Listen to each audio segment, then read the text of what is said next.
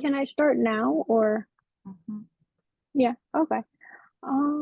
What is your biggest pet peeve? My biggest pet peeve is loud chewing. It can be loud chewing of like food or gum. No matter where you go, you come across a person who chews loudly. In my opinion, it's kind of gross to be an adult that cannot chew without keeping their mouth shut. It is loud chewing for me because it goes against social standards, it's inconsiderate of others, and very distracting. First, it goes against social standards, and it is not appropriate for an adult to not be able to chew properly with their mouth closed. The social standards in eating food or chewing gum is where it's not disturbing anyone. After reading an article called One in Five People Found Loud Chewing and Breathing Intolerable, I learned it is common for people to find loud chewing irritating. If it is common, you would think more people would try to avoid chewing loudly. It is a social standard in that there's a time and place for loud chewing. That would be in a person's own home or personal area. If a person cannot follow the social standard, what else would they not follow? Then there is loud chewing that becomes distracting. It becomes distracting, especially in a classroom setting. If a person is trying to complete an assignment and to have a person next to them chewing their gum obnoxiously, it becomes very difficult to focus on an assignment. An article by a Stick, do you find loud chewing unbearable? You could be suffering from this medical condition. Explains how this is evidence. Loud chewing can be very distracting. The last reason why loud chewing is the biggest pet peeve for me because it is very inconsiderate of the person who is chewing loudly. It's inconsiderate and people are not self-aware of others. I also consider it very gross in that chewing with your mouth wide open enough to have another person hear it make it possible for like food to fall out. In the end, loud chewing is my biggest pet peeve because of how social standards are ignored, how inconsiderate of others the chewer is, and how it becomes very distracting. I want to make awareness of how loud chewers affect people around them. In Office Pet Peeves Stop the Resentment at Work stated how loud chewing is on the list of office pet peeves that coworkers commonly are irritated with, and I can resent with this. Yeah.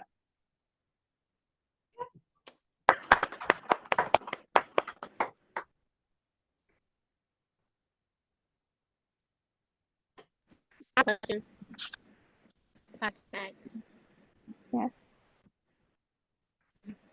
Do you like? Is it loud? Is there a difference between you liking loud chewing or like crunching, or is it just loud chewing? It's just loud chewing where you hear like someone's saliva just like making noise. Okay. Yeah. Yeah, I agree. Yeah. Kind of annoying. Yeah. Because when I hear my kids eating like that, I'm like, I give them a look and they already know and they start looking at me.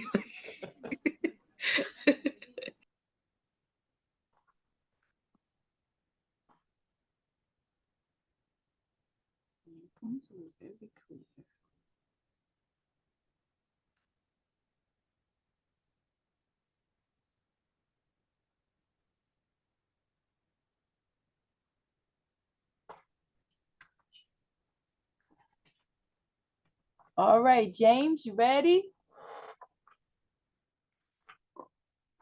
Oh, being this female, oh God.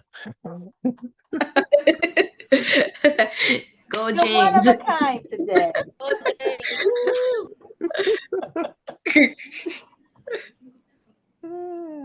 Okay. My pet peeve is about people not following up with something they said they would do. Like somebody telling you, like, don't worry, I will do it for you. Relax, I got your back.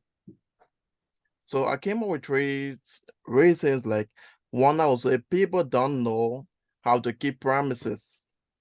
Two, I said people don't make time for people. And three, they was never going to do anyway. So when you look at people don't know how to keep promises, you look at like few reasons. Like some people, like people it is a lot of responsibilities. Like they got so much on their mind, they think on so much, and when you tell them like do something for me, because they got so much, they're going to tell you, I'm going to do it, but in the end they turn to forget because they got a lot of things on their mind and they are not going to keep that promises. Another reason is commitment. People are not committed to what they tell people they are going to do. They'll tell you something else and they go and do another thing. And some people feel that commitment is a obligation. Like, I got my own thing to do and somebody telling me said I should do this, and even though I agree, but it's a commitment. People is not used to making commitment. They only say it because like, I'm just trying to get you out of my face, so I'm going to say, okay, I will do it. So they just said it. And my second point, I said people don't make time for people. One is people have time, but they deliberately they don't want to use it on other people. They deliberately don't want to use it. They only want to use that time for themselves. And sometimes too, people got the time, but on purpose, they are not going to make time for you. And deliberately, some people like they don't have conscience. They just consider your whatever you tell them, they consider it less important. So they don't consider it, even though they got conscience that what they said it was going to do for you, and they're not doing it, but they don't look at it in that way. So number three, I would say like they were never going to do it anyway because they are not their friends or family or acquaintance, so they care less about you. So they were not going to do it anyway or anyhow. So I say their plans was pre-calculated. They pre-calculated it, like you tell somebody, say, okay, can you help me get this thing done by so and so time? And they pre-calculated within their mind, oh, I'm going to do it, I'm going to do it. And eventually they're not going to do it. Like I had an instant, like I had a co-worker, I was running late for one of my job, and I told her, like, please help me do this report. And she's like, oh, Jim, I'm going to do it, I will do it. I called her like 3 different times. She made a commitment. She promised me that she's going to do it. At the end of the day, she didn't do it. So when the supervisor called me and asked me, oh, James, your work is not in, I was like, no, my work should be in. If my work is not in, then nobody on the shift work is in, because I was counting her because she made a commitment and she said she was going to do it. But it was like, why am I doing his work when I got my own work to do? So she made a commitment to me, but anyway, she didn't do it. So that's how some people is. So in all, I think that if you cannot help somebody, don't make a commitment. Don't promise them, because commitment is a responsibility. Telling someone say that you will do it, you will follow up with things, and you are not doing it, I think is look back on you too, because the next time somebody asks you to do something, James going to say that this person is, or this co-worker, this family member, they are not committed, they are not going to take responsibilities, they are not going to do what they ask you to do. So don't count on them, because too, if somebody count on you for stuff, for things, and you don't do it, it goes against you in some other sense. Like, I'm working here and I got a job, and somebody recommended you to some other place that I'm working.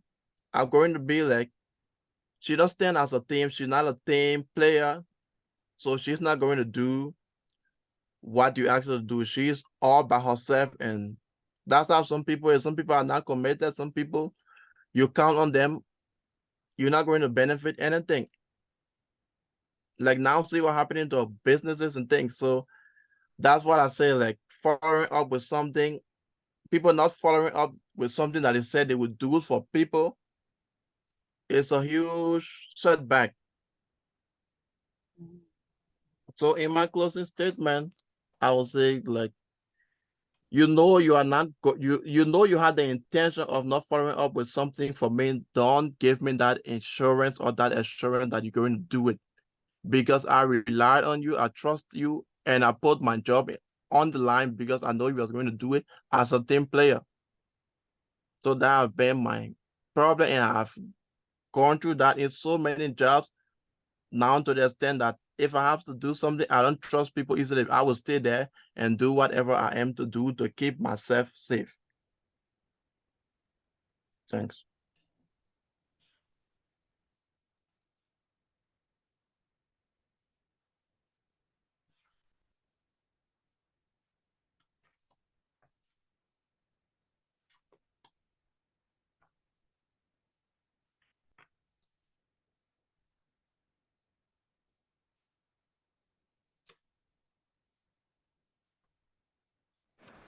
James, do you feel as though you hate like people pleasers? Because a lot of people who say stuff that don't do it are people pleasers. Do you feel like you have a pet peeve with them too, or is it only people who don't keep their word? Come again? Do you feel as though you have a pet peeve against like people pleasers? A lot of people who say stuff and don't do it are people pleasers because they say what other people want them to hear. So do you feel like you have a pet peeve against people pleasers, or is it only people who don't keep their word? People who don't keep their words, like Okay. making promises to people and somebody relying on you to come out, like to put up for them, like trust you and rely on you, then you don't keep your word. That make me look bad. Okay. Yeah. Understand. Huh.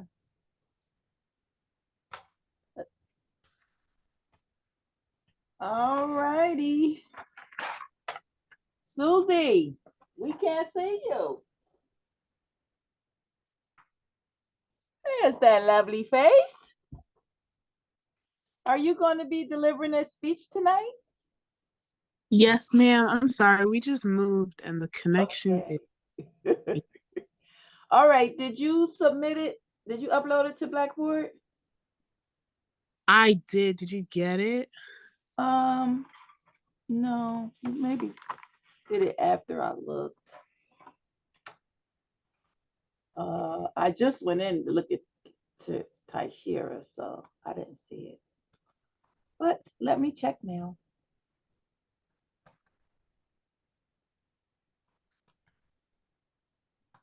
Nope, it's still not there. Okay, let me try and submit it. So you can submit it after you give your speech. Okay. Alrighty. May I start? 1 second. All right.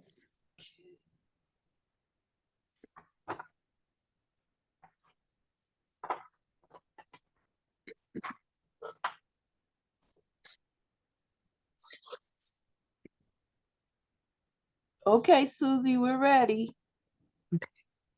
Hi, everyone. Hello.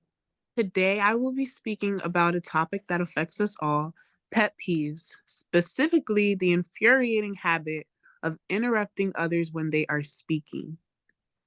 This seemingly unconscious behavior is not just a simple annoyance, it undermines the very fabric of effective communication and human connection.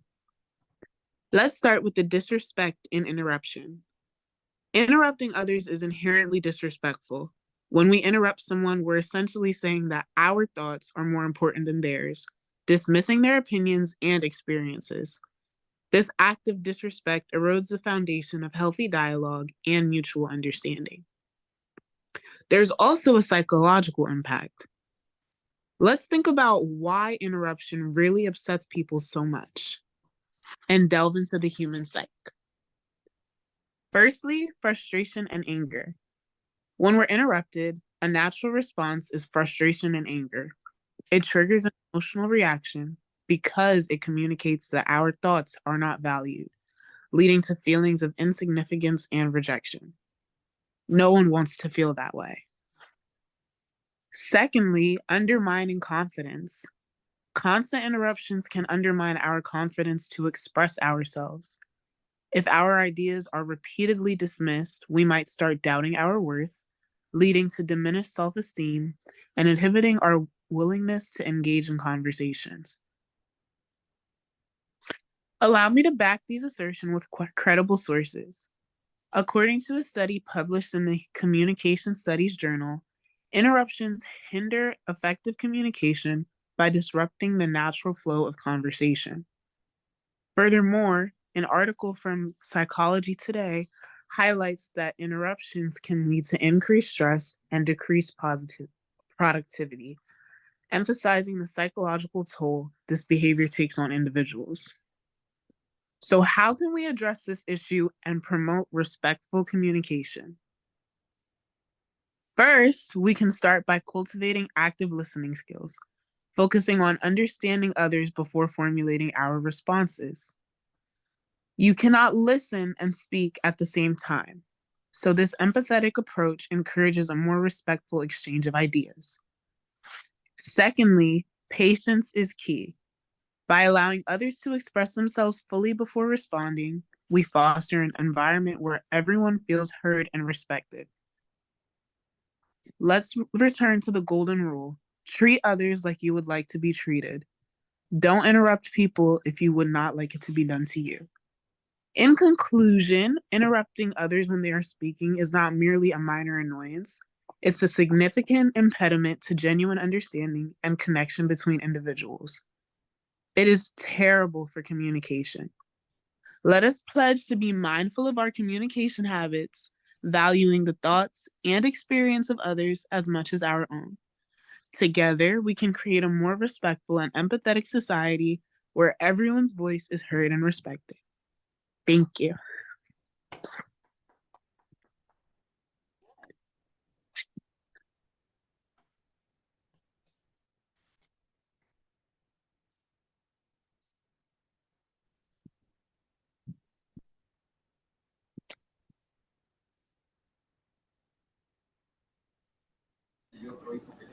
Can I say something? Sure. Oh, I don't know. I like that phrase where the one she said that treat others the way you want to be treated. The golden rule. Hmm. Like Tashi said, you can't listen and talk at the same time. Mm. I think I told you that too. Right. All righty. Professor, Yes. like now, like remember that day when we took? I think it was the test. It was like a test that we had to do. It. Remember that I scored low. How well Remember? you listen.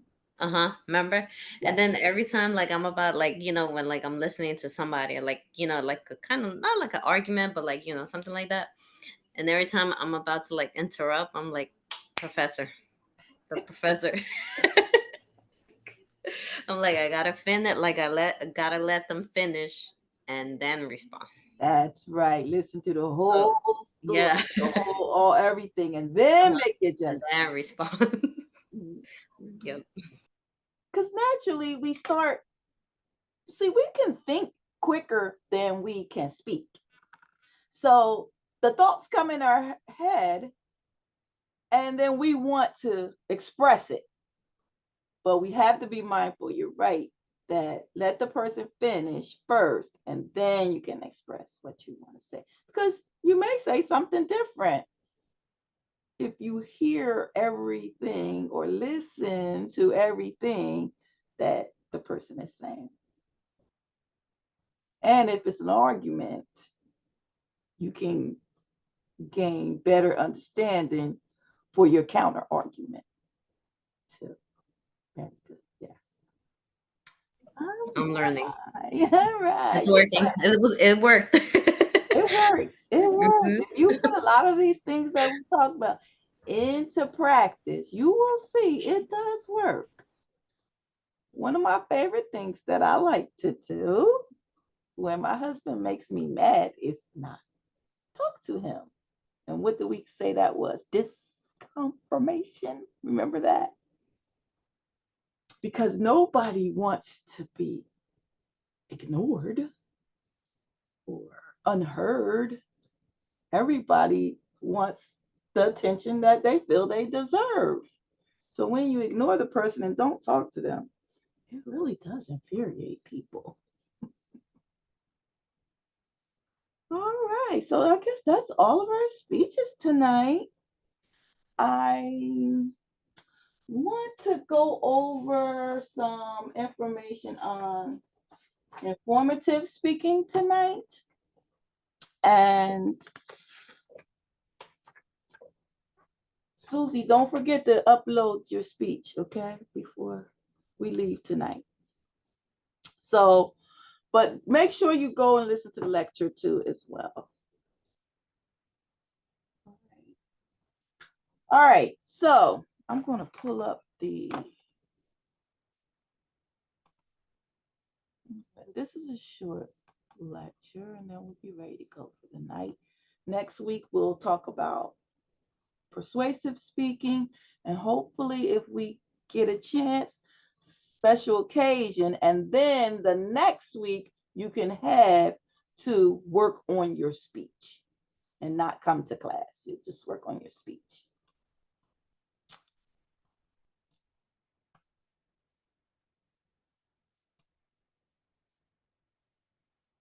Okay. Informative speaking. What is it?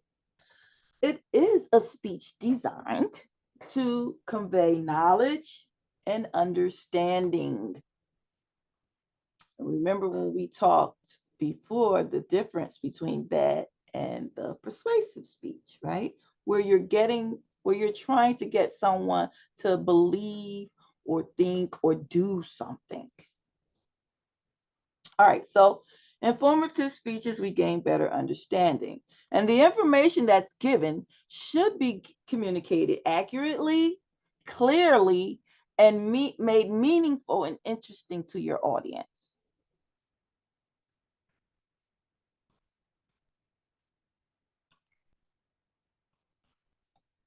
Okay, so there's 4 types of informative speeches that we study in class. The first type of informative speech is a speech of definition. Speeches of definition provide the meaning of a word or concept. So concepts can include beliefs, theories, ideas, and principles.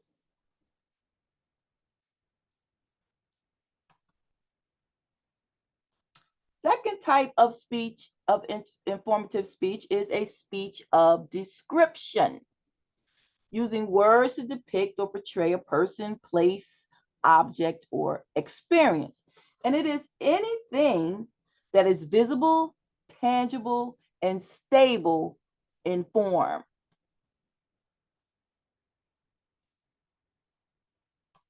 Now, there's 2 types of speeches on description. The first is representation, physical or psychological attributes, and narration, which are stories.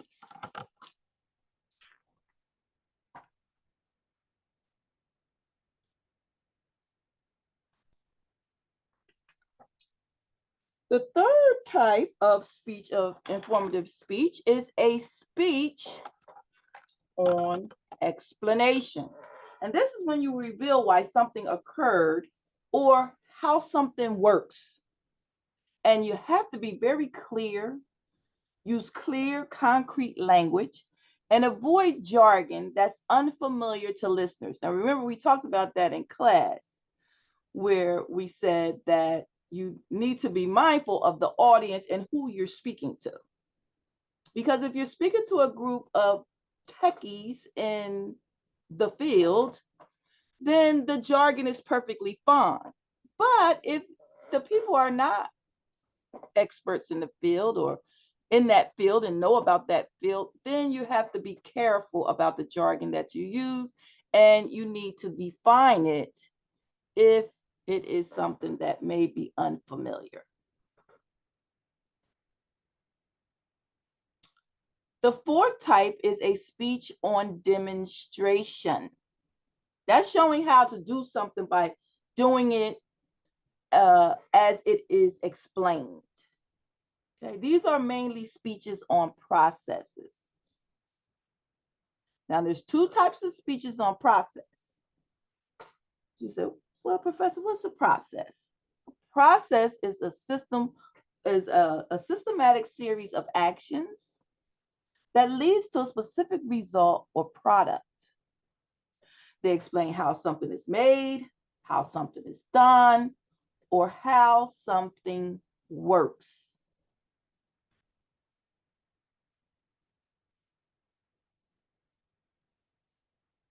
Okay. One of these speeches or processes, demonstrates a process so that the listeners will understand it better. Okay? You want to teach the audience the steps of the process and how they relate to one another. The other one demonstrates a process so that the listeners will perform the process better. Okay, you want to teach the audience to learn a particular skill.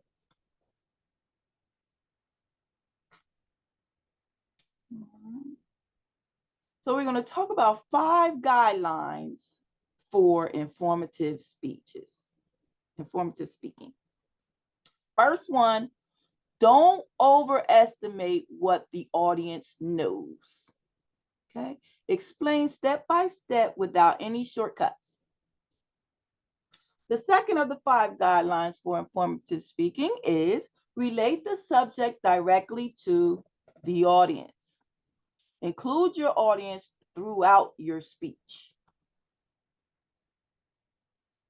Number 3 of the 5 guidelines for informative speaking is make it easy to listen. You want to be short, simple, organized, and repetitive. We talked about repetition, right? And we talked about messages getting distorted when they are just too long and too complicated. Remember the telephone game? Okay.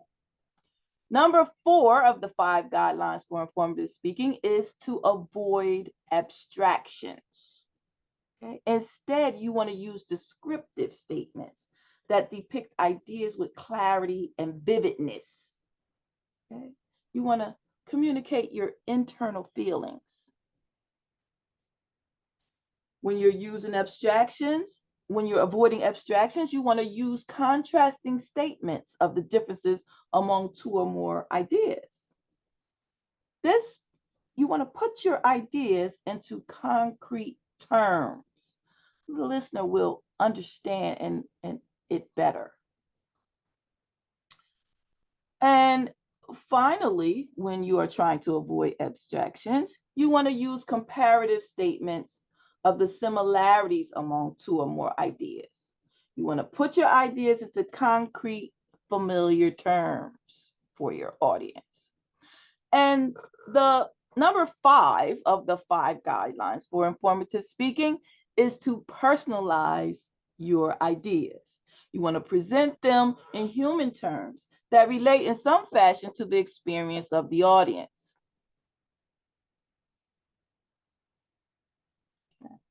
Are there any questions about guidelines or types of informative speeches?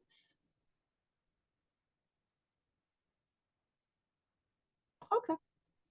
There being none, that's what we're going to cover for today. So, Jen, it's a little late now, but It's okay. I could run to them. They're probably somewhere. yeah. I have their location. All right. So that's it for tonight. Good job on the speeches. I'll make certain to give you comments on them. There's a few things we need to really tweak for that graded informative speech coming up. Any questions about anything at all?